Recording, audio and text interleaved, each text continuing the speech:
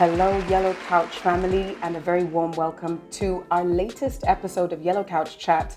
I am beyond excited to today host Johanna Lind, who is the Managing Director at Scania, joining us on the couch today to share with us her journey, her pearls of wisdom, some of the initiatives that Scania are doing here in Tanzania. And I'm just excited to have you with us today. Karibu sana, Johanna. Thank you so much for having me. I'm delighted to be here. It's really our pleasure. I want to just kick off the beginning of your journey. And I think what a lot of people won't know about your journey to being managing director at the age of 33, by the way, which is incredible. Congratulations for that. And such a great example to other young women. But that you started as a graduate trainee in Scania. Can you tell us about the process of the journey, joining as a grad to where you are today as MD? For sure, it'd be my pleasure. It's actually one of the programs we're really proud of at Scania, since we recently been awarded the best trainee program in Sweden also. Congrats. So that was really fantastic.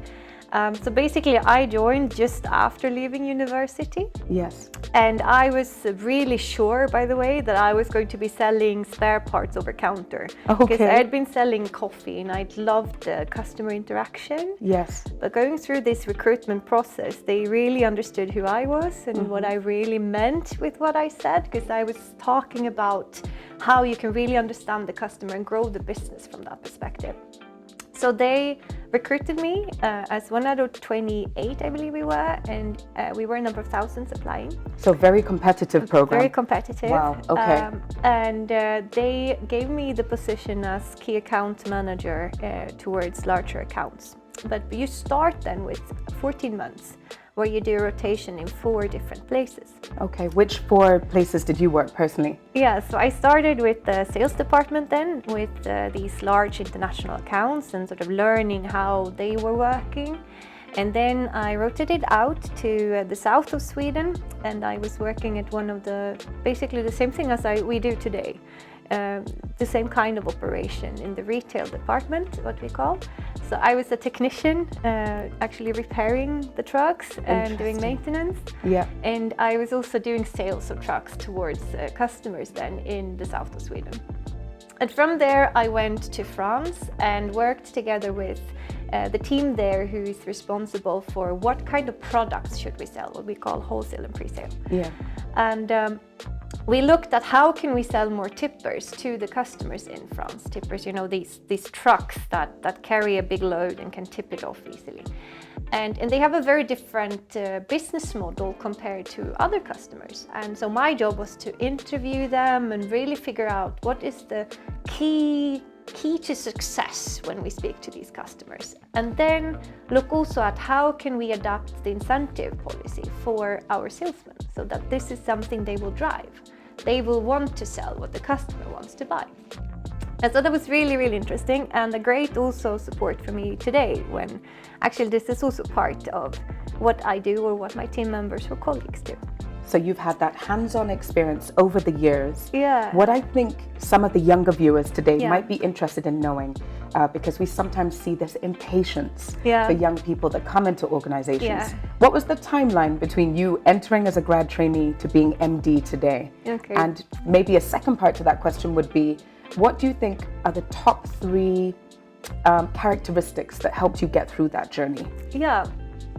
So first of all, I mean, I've worked now for 10 years in Scania, and I've been here 1.5 years. Okay. So it did take quite a while. And I would also say the first part of the journey took quite a while. So being a trainee was quite a junior task, and it was quite difficult to go around, and that was 14 months. And then I was a business analyst, also quite a junior role, up until 2013, I believe even into 2014. So that was a bit more than 3 years of these 10 years at Scania. Yeah. But that was the foundation to really learning what is it we're doing and how does business work and what is it the customers want. So that later, when I took leadership responsibilities quite many years later on, I both had that with me and I had proper sales experience. So going back to your Yes. question, Yeah. I think there's a few things. One is to dare to ask questions and be curious, Okay. and sort of make mistakes early is also something that we often talk about with my mentees or employees. So, for example, if you have a junior role, there's no problem in taking on leadership responsibility or driving a project or coming up with ideas and proposing them and testing that out. And in doing that, you can use your manager and the team around you to really make sure that the biggest risks are not going to be there. So you will learn a lot, and they will let you fail, hopefully, if they're good leaders. They let you fail if it's something that should be failing and it's not risky, so much risky. Whereas when you're later on in a position like this one, you actually have to know that already. At the different parts of the business, for you to be able to be the managing director as a generalist, you need to understand every aspect of the business. Yeah, and you need to have made a few mistakes at that point. And if you make a mistake in this position, it's much more grave than if you make a big mistake in a junior position. So fail early and ask a lot of questions so you learn from the people around you. And then I think the second part could also be to build competences and capabilities and bring them with you. I had a former manager of mine who said to me, like, Johanna, when you change position, it should hurt. Like you should throw yourself out, and it should really hurt, because otherwise you'll be bored. Yeah, growth is uncomfortable, right? We often say that as well here. Yeah, but in doing that, I think you can consciously tell yourself, wow, I really learned this now. So now I learn project management. Okay. So how can I use project management in my next position? And if you want to continue working with project management, you can change fields. So then you learn yourself another area of expertise. Right. And then you've learned buses. Well, then you can take buses into sales, and then you learn sales, and you can continue with sales in another field. And by that, you build a portfolio. Would you define that as like a hunger for learning, that you should be eternally curious and wanting to add to your arsenal of skills and learn new things? I guess so, but I think it's also about really it's sort of recognizing for yourself that I actually did learn this, and I know this now, and I can build on to that. But these things I don't know, and there I will ask questions. I think those are key things. So what I'm hearing you say is asking questions, not being afraid to fail. And I do have to ask if there were any failures along the way. There's one that you want to share. Go on, just for the benefit of the audience. Oh, but there's so many. I think the whole point is I can share this one.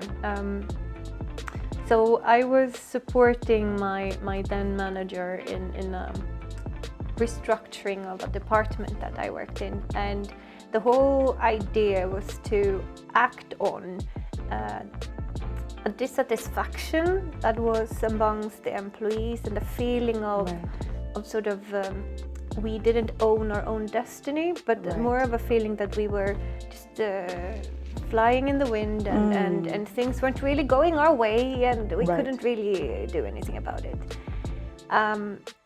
And we defined a number of activities that we needed to do within the team. Okay. Yeah, in order. So this was a department of about 60 people. And we realized after a while that some of the group managers weren't really on board on the journey. So this was one of the mistakes I did. I sort of felt the urgency of solving this problem and getting to the employees. And therefore we did a number of workshops and a number of activities directed towards them.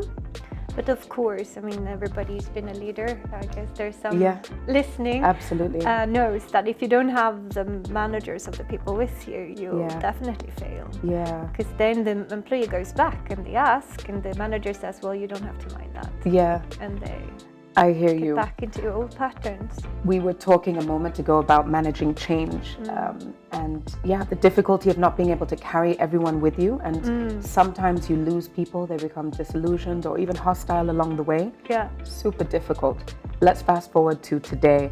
Managing director here in Tanzania. I know there's been a number of great initiatives that you've launched and accomplishments that you've had as you've settled into the Tanzanian market in the last 18 months or so. I noticed that you even launched a gas-powered truck. How has the Tanzanian market been taking on that idea? Are we selling? Well, yes, I think it's going well in the sense that we've had it now on a rental program, and there's a high interest in using it and testing it. And I think for us, this is really part of us wanting to bring the expertise we have from other countries. So, like a very short story, I'm sure you're all aware, we've been doubling in population in Tanzania. Oh yeah.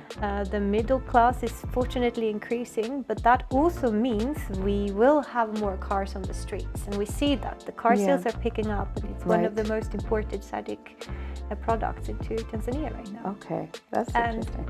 And what we then see in all other parts of the world, and we worked in many of these, is that congestion increases, air pollution increases. Right. And what we need to do now, before we have that issue, is to invest in alternative infrastructure and alternative fuels. Energy, yeah. Exactly. Right. Let's face it, it's fantastic. We haven't spent that money yet because we have to build it out anyway. Yeah. And here in Tanzania, you have CNG natural gas. Right. So in abundance. So you're tackling that, seeing it as an opportunity. Exactly. What product would be relevant for our market? Yeah. I love that. What would you say are the values that you're trying to instill in your team since you've arrived? Yeah, so for me, empowerment, I think, is the most important of all. I like that one, obviously. Yeah, obviously. My vision is whenever, I'm not on my way anywhere, but whenever I do go, I would like this management team to be able to take their own decisions and know the consequence of decisions we take. Right. And each member in my organization to know how I can contribute to the best of the customer and how can I be part of having a good working environment, having excellent customer service both for today's and tomorrow's customer, and how can I use the abundance of experience we have in Tanzania. So no matter if I'm a technician, a salesman, in finance as an accountant, I should feel proud to drive a better environment for tomorrow's memberships of the world, global citizens. And if we can get to that point, I'll be very happy. You'll be happy. I love that. You've actually described your legacy, your leadership legacy, what you want to leave behind. Yeah. Not that you're going anywhere yet, I hope. I wanted to ask you, what's your favorite Scania product? Ever over the years? Buses, naturally. Okay. Right now, since we're here and launching the Scania Marco Polo back into the market, I'll definitely pick that one for now. Okay. But to me, any transport is interesting. It's like a puzzle. Mm-hmm. But if you drive passengers, you have another piece of the puzzle, which is human beings. And how can we make sure that safety element, right? That you get from your brother to your sister in a safe manner. How can you be part of that journey and making sure there is safe travel? Johanna, how do you stay sane? How do you manage to juggle? Most of the time you probably are. Yeah. What do you do to kind of unwind, stay balanced? Obviously you spend a lot of time working, you're leading a large company, you have a lot of responsibility, both within work and outside. Yeah. Any pastimes or things that you like to do to stay grounded? Yeah, for sure. So I love sports. Okay. Right now I do a lot of yoga. I do enjoy yoga, Awesome. Walking, running, and so on. Then I think also it's about reading a lot, I would say. Okay. But then I think it's also about laughing a lot. Yes. I try to make sure I have enough breaks in my day, which I don't, by the way, but I try so that I always have the energy to laugh. And it's something my grandmother gave me, that, you can always find something positive in anything you do, as long as you just make sure to remind yourself and be happy and laugh. I love that. I think that's my biggest takeaway from today. Don't forget to laugh. It is therapy. It's healing. And you're always such a positive person, so I can see that. Thank you. A couple of quick rapid fire questions. As a child, what was your favorite meal? Ooh, okay, I'm gonna pick my dad's fish, because he always did that when my mom was not at home, which was very seldom. He did the same dish every time. Do you but cook dad's fish now? Yeah, I do. You do. It's on the menu. Yeah. Okay, you've mentioned your favorite sports, but is there any professional sport that you follow? Any particular league or? No. The one thing I do really enjoy looking at, so in Sweden I do a lot of cross-country skiing, or I love cross-country skiing, and there is one which goes once a year, and it's 90 kilometers, and that's like a party to look at. Is that the one where you wear like tennis rackets on your foot? No. It's So not these that are one. like long skis, and they go for hours. Yeah. Okay, I think I'm thinking of like the Eskimos or something. That would be hard. Final question, and probably you've answered it already. I was going to say tea or coffee. Yeah, coffee. You've got your cup of coffee there. How much coffee do you drink in a day? Too much. Too much. Yeah, I'm with you. Sweden is the second most drinking coffee country in the world. You have fika, right? Yeah. I learned that from the Swedish embassy. So you're supposed to have this kind of fellowship meet a couple of times a day. For sure, it's a social activity, and it's a way to unwind, and it's like, if I don't get my morning coffee, you should not talk to me in the morning. Are we doing coffee and Swedish cinnamon rolls as well, or is it just the coffee? For me, it's the plain coffee, we say, so the plain cup of coffee. I could be an honorary Swede in that case, because I drink a lot of plain black coffee. But Johanna, I just wanted to know if you had any final words for our audience who are watching today. A key takeaway. The laughter one was such a pearl of wisdom, and I think you've shared a lot today. Anything else you'd love us to know? Well, I think in general, just believe in yourself, dare to try, and don't be so scared of trying. Instead, as we were saying earlier, try early on, and don't think you have to solve everything on your own. But there is a huge supporting network out there. Use them, ask them, be curious. I guarantee you there will be many occasions of laughter and many occasions of learning. So. There you have it. I think I couldn't summarize better. Thank you very much, Johanna, Managing Director of Scania, for being with us today. If you enjoyed today's session and you've taken something away that you can implement in your career or your life, please hit subscribe. Share this video with someone that you think it would help. Johanna, thank you so much for being here today, and we'll see you soon, Yellow Couch fam. Take care.